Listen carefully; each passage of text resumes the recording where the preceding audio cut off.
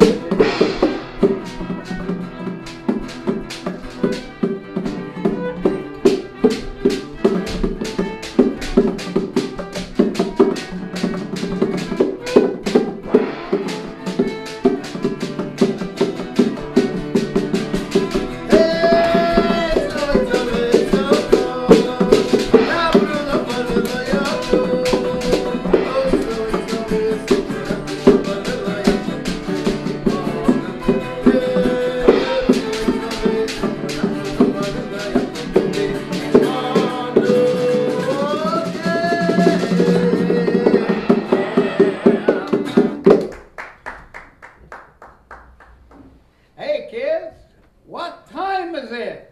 Time for Gezintahait! Gezintahait. As always, we're going to open up with a joke song. We're the Jews, we're the Jews. We're the Jews, we're the Jews. We got the King of the universe blue. We're the Jews, we're the Jews. We're the Jews, we're the Jews. We got the King of the universe blue. Gonna tell you a story. Tell you a story. Gonna tell you slow. Tell you slow. You know the Lord is cooler than Eskimo. We're the Jews, we're the Jews. We're the Jews, we're the Jews. We got the King of the universe blue.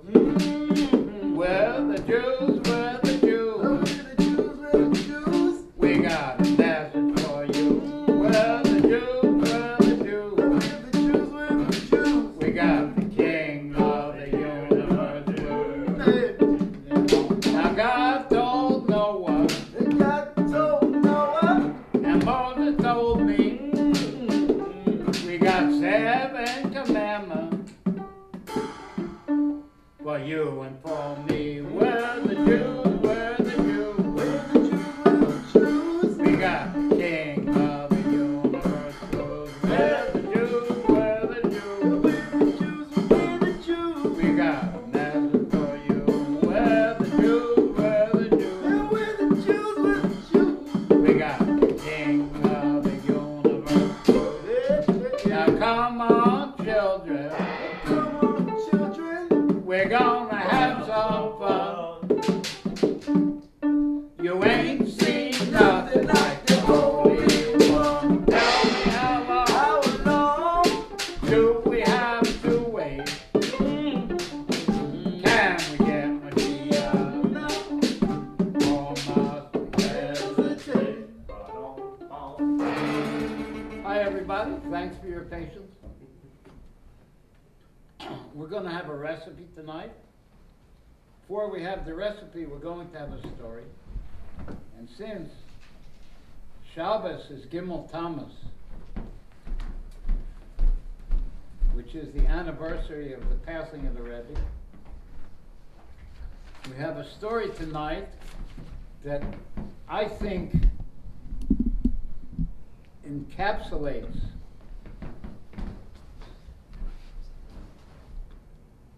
the Rebbe's effect on the world, the Rebbe's love for another Jew, and the Rebbe's grabbing of another Jew and recruiting him to accomplish the mission that the Rebbe wanted to accomplish. In 1952,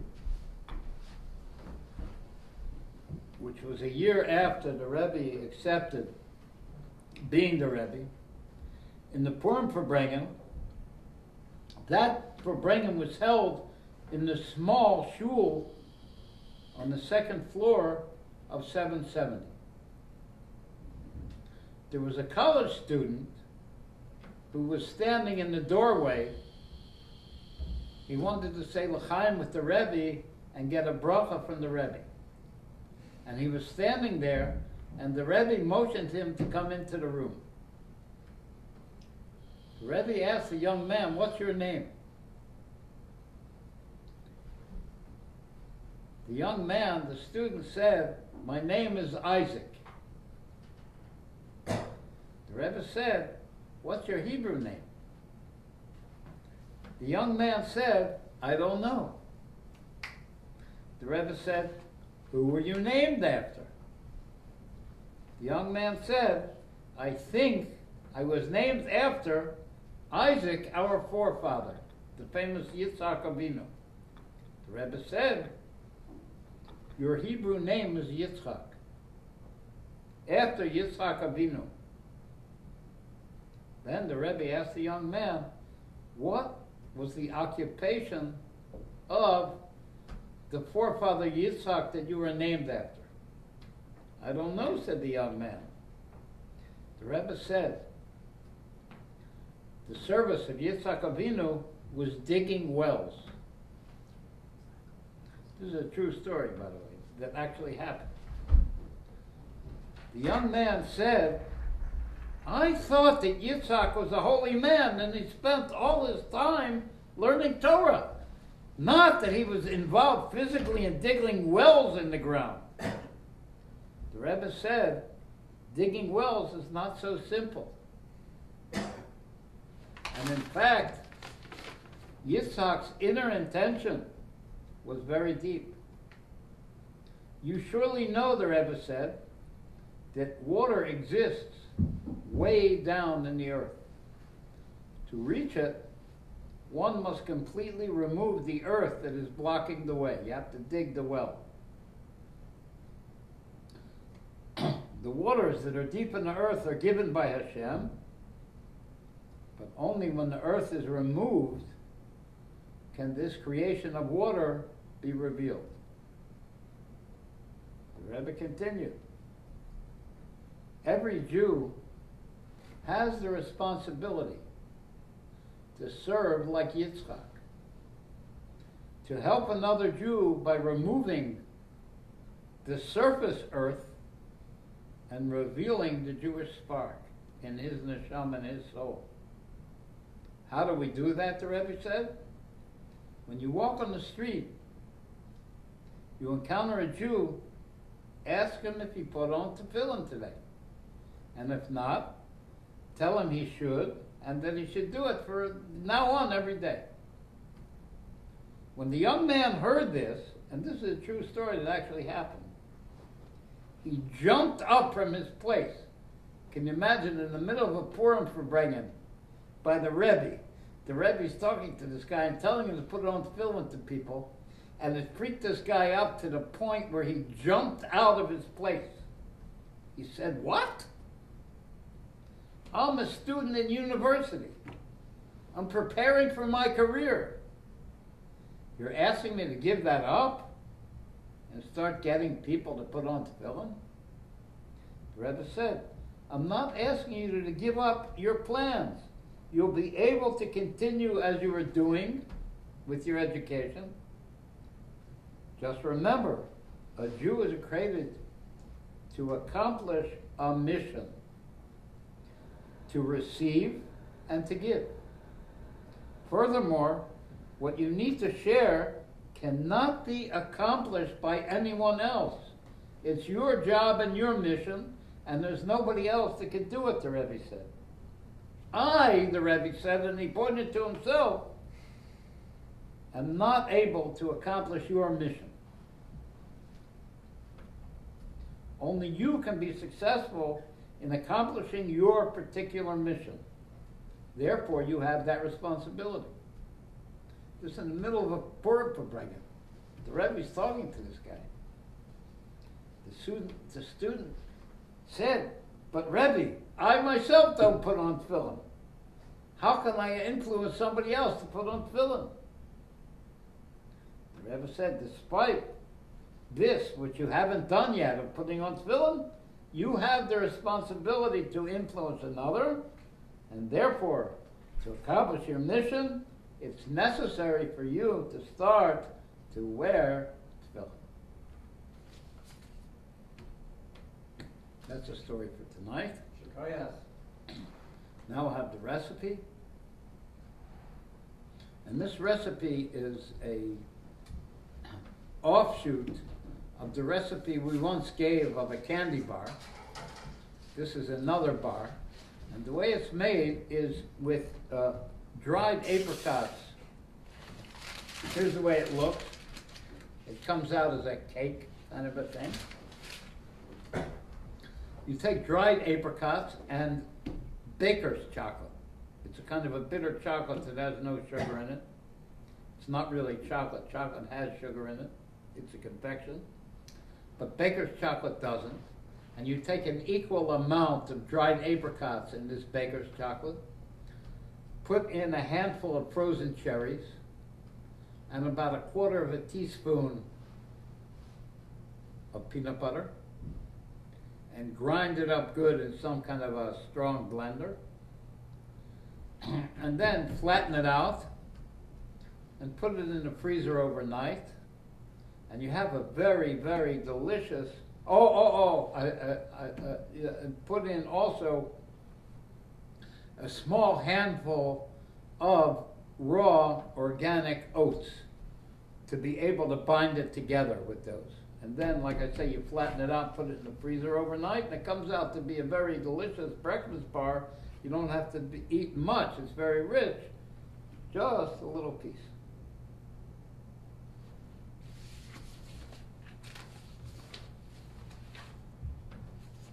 We've been explaining that it's axiomatic in learning about Hashem and learning the inner level of how to connect with Hashem, that you have to know that there are 4 worlds and 10 spheros, and the 10 spheros parallel the powers of the soul: wisdom, understanding, and knowledge, kindness, strength, and mercy or beauty. And the 3 lower ones.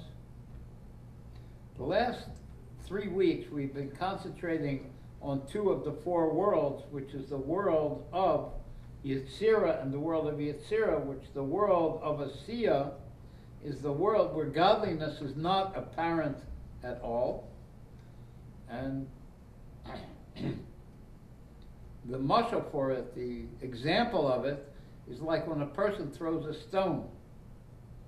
That even though the arc of the stone and the speed of the stone and where the stone lands is according to the way it's thrown, it appears to be separate.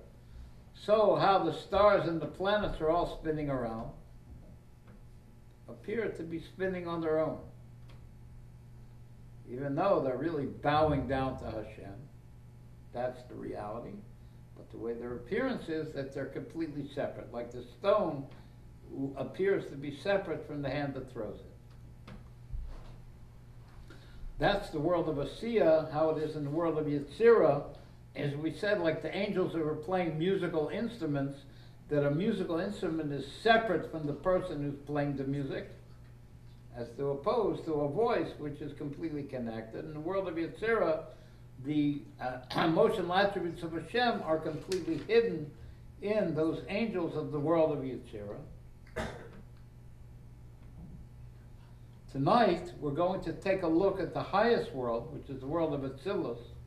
And we're going to understand it through the example of how and why a neshama a neshama is a soul, has to descend from its level of experiencing a revelation of actual godliness in the world of Atzilus, and it has to ascend to lower worlds where it is completely darkened from its original comprehension of godliness. And now we're going to have the musical interlude and the poem by the famous Jewish poet Einheit.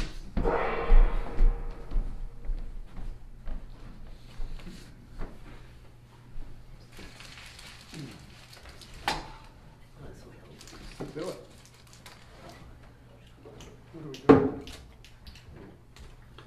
Huh? Carl, this one's for Parshas Korach. I put it on here. Oh, look at that. Music stand. Moving up a little right here.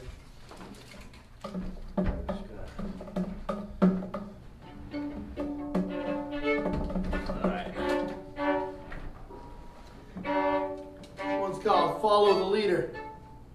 Which Korach failed to do, of course. You want to be the leader.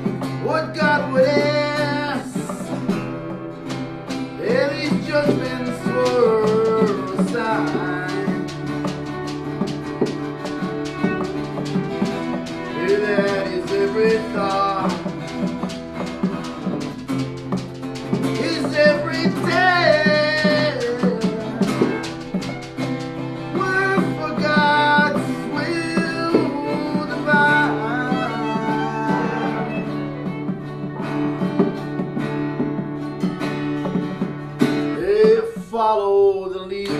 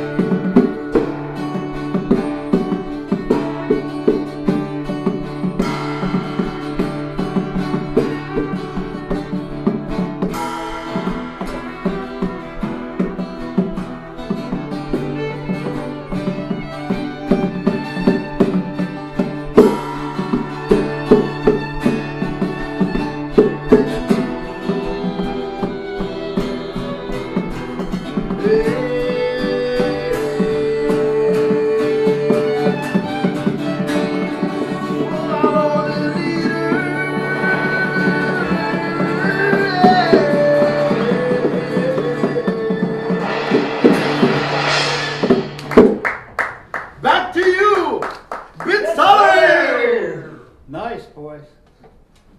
Mordechai. Cool, man. Cool, man.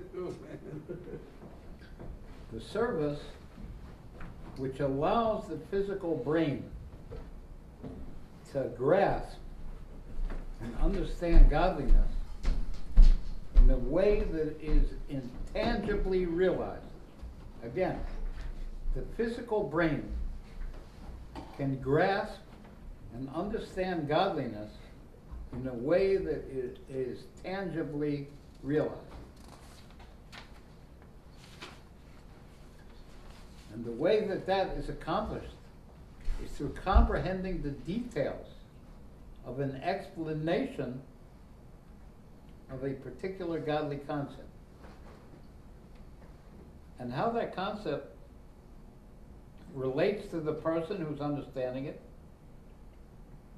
and to all the things in the world that relate to that person.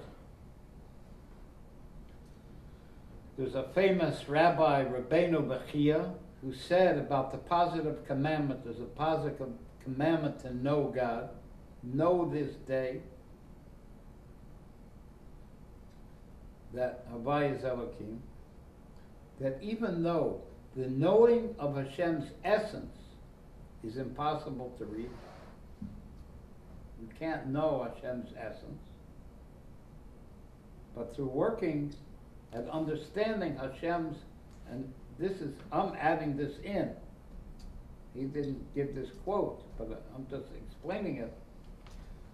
Hashem's workings and all of His greatness, His genius, His elegance, His grace, His power, His simplicity, and His sophistication in creating and giving life to the world, a person will come to a quiet voice of actual recognition that Hashem is everything.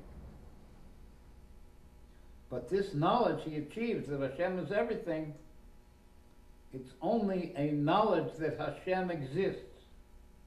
It's not an actual knowledge of Hashem's being. Because the being of Hashem can't be understood even in an estimated measure by a created creature. Hashem's being is hidden, but his existence, in which it's impossible to have understanding and knowledge, could be revealed. And in order for this service of knowing the existence of Hashem to take place, the neshama, the soul, has to make a mighty and essential descent from its exalted level And this descent of the neshama from this exalted level connects to our explanation of the worlds and the spheres. That the exalted level of the neshama is how it is in the world of Atzilus. And there it has some understanding and comprehension of, if not the essence of Hashem, at least of the essence of Hashem's life. The Rebbe Marash told a story to the Rebbe Rashab, and it was a whole big story. He was explaining to him the difference in talents, that some people have a talent in pictures and writing, for example, and some people have a talent in speaking, that they could communicate pictures. Now, I'm not saying I could do that, but I'm just saying this is a story that the Rebbe Marash told the Rebbe Rashab to illustrate this, that there was a king who had a son, and the son grew up in the palace of the king. And his whole understanding of the world was in the elegance and the refinement and the beauty and the richness of the king's palace. And the king's bodyguard that was there, and the ministers that were there, the teachers that were there. And this son of the king had to be sent on a faraway mission to go away far from the palace of the king.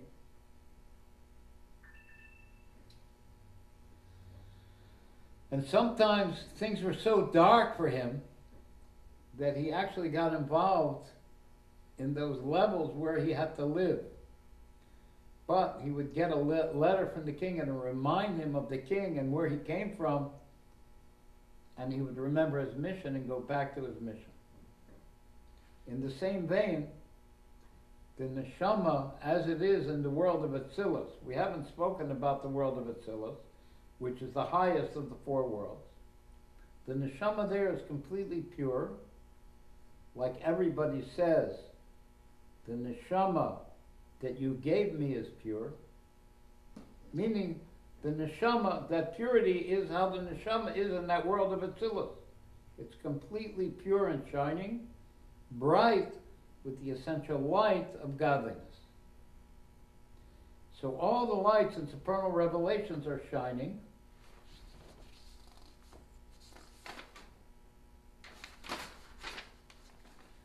In that neshama in the world of Atzilus, due to the fact that it's understanding and experiencing the being of godliness, not intellectually but organically. Godliness is revealed and experienced by the soul in the world of Atzilus because there's an essential revelation godliness in the spheres of Atzilus. And we said there's 4 worlds and there's 10 spheres. And in the world of Atzilus, there is 10 spheres.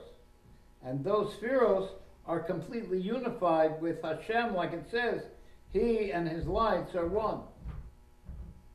And therefore the soul, which is a denizen of that world of Atzilus, experiences the revelation of those godly lights.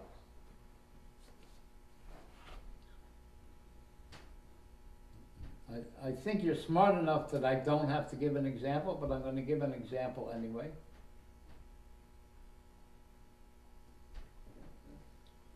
For example, somebody goes out to a restaurant and he eats a delicious pizza. Something amazing, a gourmet kind of food. Now, after the fact, a few days later, he doesn't have the actual taste like he had then, but he has a memory of it. So I want to say that the memory of it will be like the world of Bria. It's not the world of Atzilus anymore. And after that, he tells his friend about that. I want to say that the telling of his friend about it, that already will be the world of Yetzirah. And when he tells his friend about it, when Hashem hears it, when his friend hears about it, it's even another level of separation. That'll be like the world of Asiya.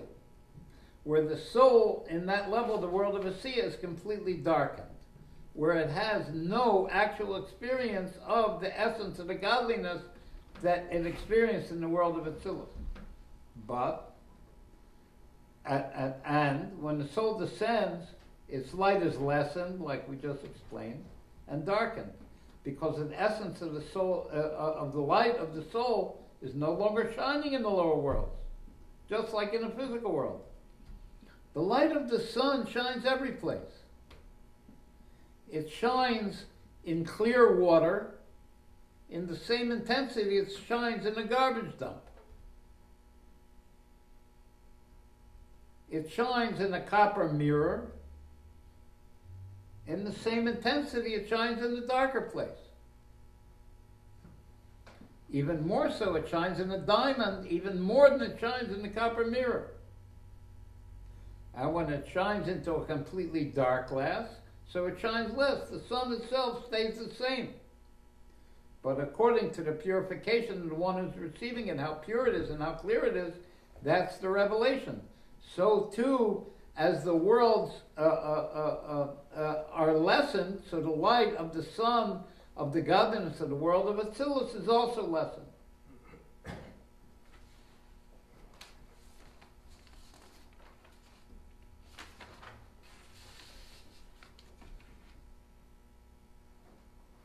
So too, the soul in its ascent through the worlds becomes darkened. Its essential light is no longer shining. We're going to ask a question. So why does the soul have to come down? It's in such a high and a beautiful level in the world of Atzilus, of revelation and godliness. All of a sudden it's forced to come down where it's darkened.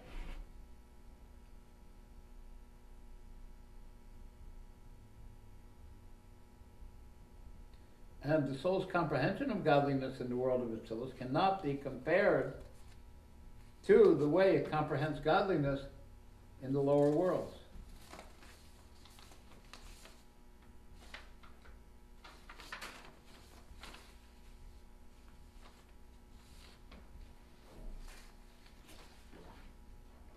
Nevertheless, there can be a seeing of godliness in the lower worlds, but it's not an actual seeing like in the world of Atzilus.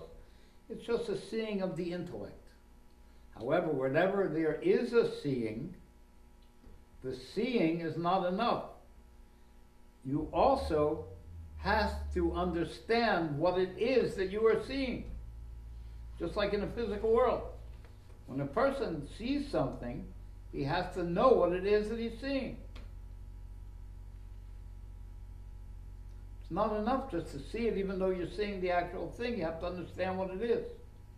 So too in the spiritual service of knowing Hashem, the seeing of the intellect, the eye of Seichel, is not enough. There needs to be an understanding of what's being seen.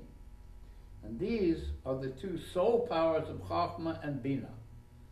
The seeing of godliness, even though it's only an intellectual seeing, I see, is not enough. There has to be an understanding of what's being seen. So what's the seeing? That's called the power of Chachma. Remember we said there's 10 spheros. There's 10 powers of the soul. The seeing of godliness is the power of Chachma. And the understanding of that, seeing of what you're seeing, that's the level of Bina. That's the level of wisdom, is the seeing of Chachma. And understanding is the understanding of Bina. Chachma is the point of the idea itself. And Bina is the palpable understanding with comprehension, explanations, examples and metaphors until the point of until that point, the Chachma of the idea is completely understood by human intellect.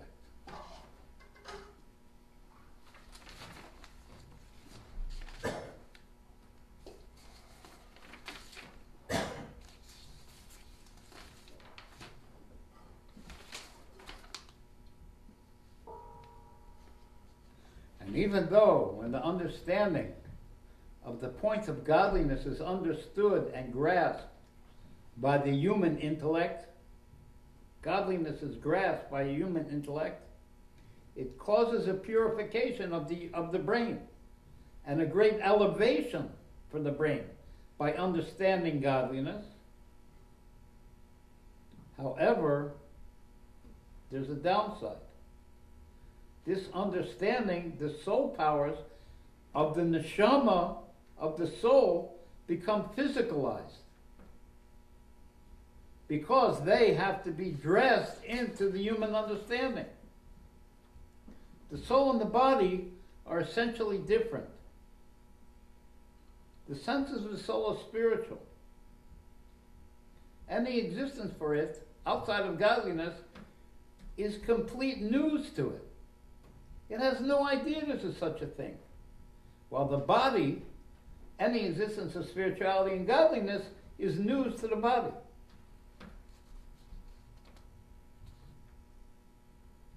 And by having to go into human intellect, the light of the Shama is darkened further. So we have to ask a question, we have to understand what's the reason why the neshama has to be so darkened. The service of the neshama down here can't be compared to how it served up there in the world of Atzilus, before it descended. Even very high neshamas like Moshe Rabbeinu, Rabbi Akiva, Avram, Yitzchak, and Yaakov, a completely righteous one, still serves Hashem with love and fear and with great delight. He can't reach the superior quality of cleaving and unification of the love and fear before it descended to this world. Not a smidgen of it. It can't be compared at all. And how much more so souls like us, who are not tzaddikim. We have to put a whole bunch of effort and a whole bunch of work to love and fear God. A huge descent for that neshama that was receiving the light of God in the world of Atzilus. However, every descent is in order that there should be a higher ascent, that we should go higher. So too the descent of the soul into spiritual darkness. And now we're going to have a musical interlude, and then we'll come up and explain what's accomplished by this descent.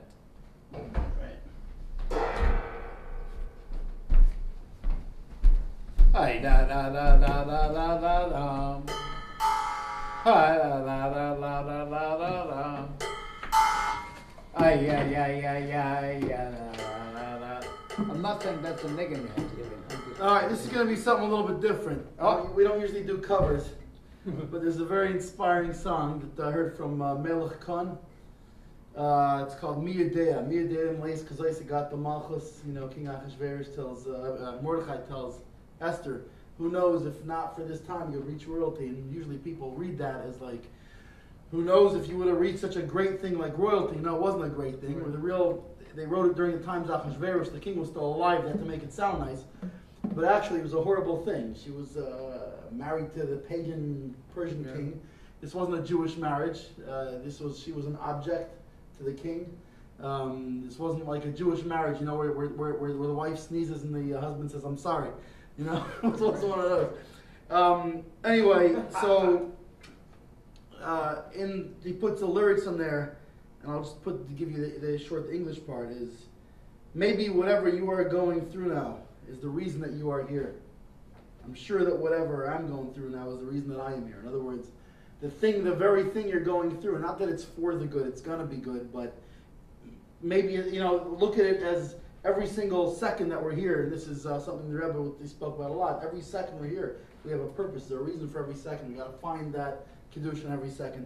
I also added a few more English lyrics of my own to it, as well as some in Russian. Figured, why shouldn't the Russian understand?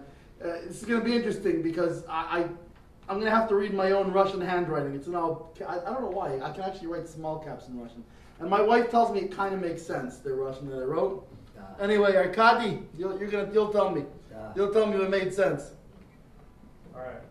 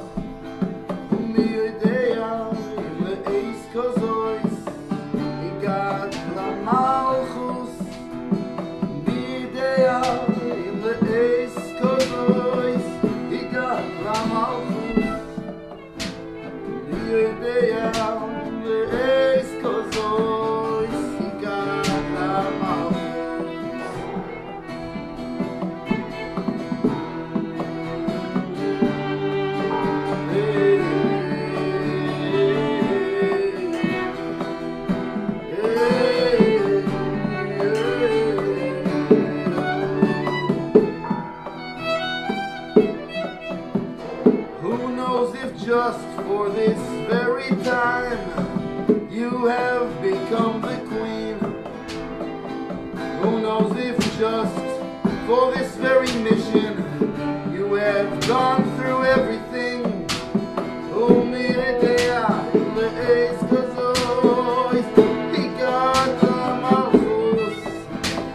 Maybe all of these challenges are connected to your purpose.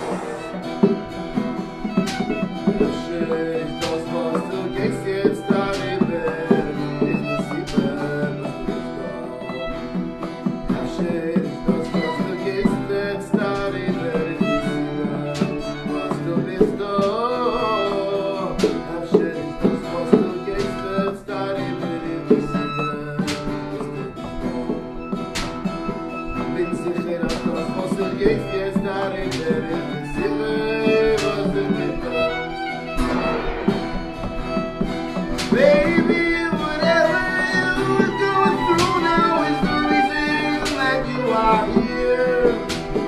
Maybe whatever you're going through now is the reason that you are here.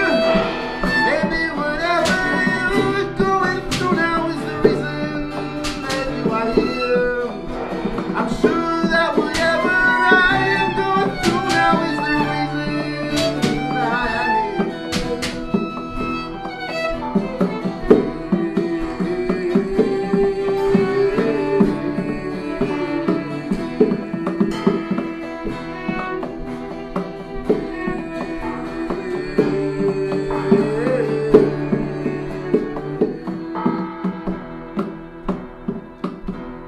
И кто знает за это самое время вы стали королева.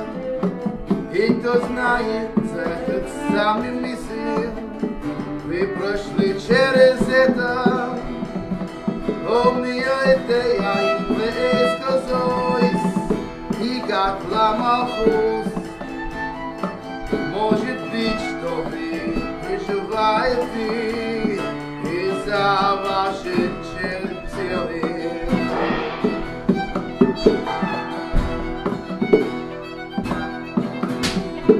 Возможно, что вы сейчас переживаете причина, по которой вы здесь. Возможно, что вы сейчас переживаете причина, по которой вы здесь. Возможно, что вы сейчас переживаете причина, по которой вы здесь. И я уверен, что я сейчас переживаю причина, по которой я здесь. אולי מה שעובר עליך עכשיו נשמע. אולי מה שאתה עובר עליך עכשיו זה סיבה.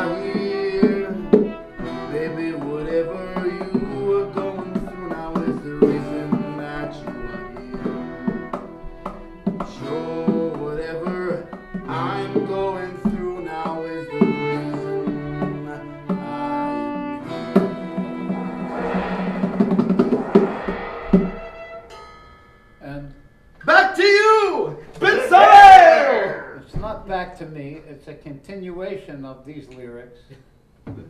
It's Hashem's desire that the separate creations should be nullified to godliness.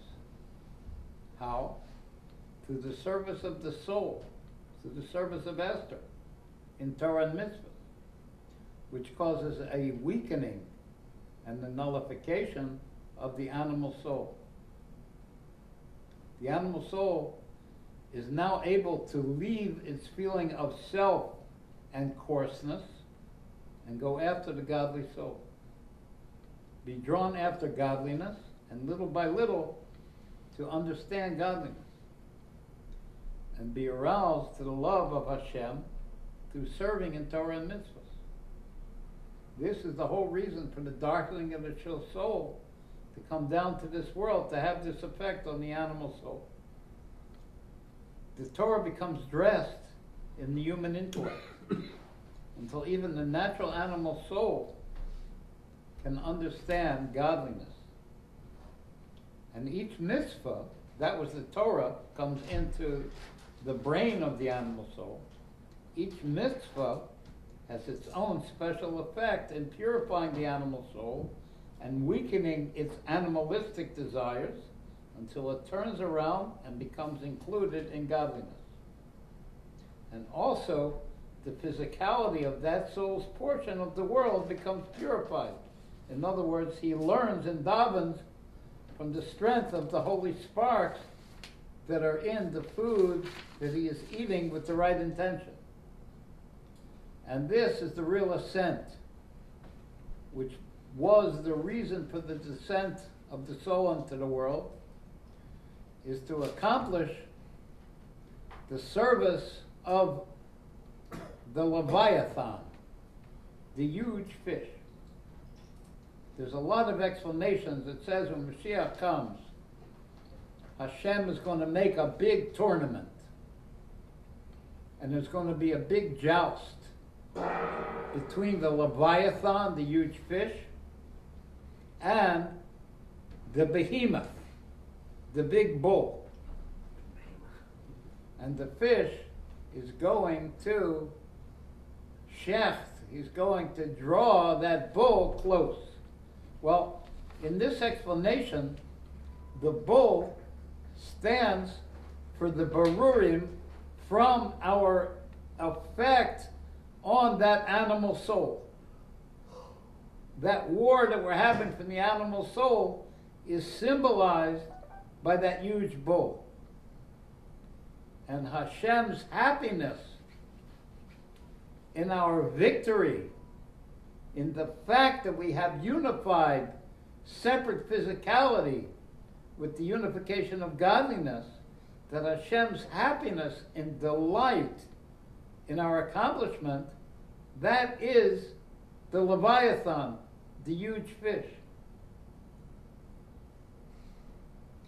And through our service in the separateness, in the darkness of the world, and turning over the Sharabar, the behemoth, so that it goes after godliness, so that it becomes brought close by the big fish, which is Hashem's happiness and Hashem's delight in the fact that what we have accomplished is we bring about Hashem's the laughter and delight in this unification, in this Leviathan, in this big fish, and that godly delight and laughter will be revealed and shared with us sooner than later. Now the boys are going to play a nigga. All right. There we go. Everyone ready? Yeah. Hit it, Morty. Literally. Yeah, literally. Ready? You know this one. We're going for familiar ground now. You know, Yankee we're Doodle. not that familiar. Zion, Zion, he's my friend. He has a funny hat.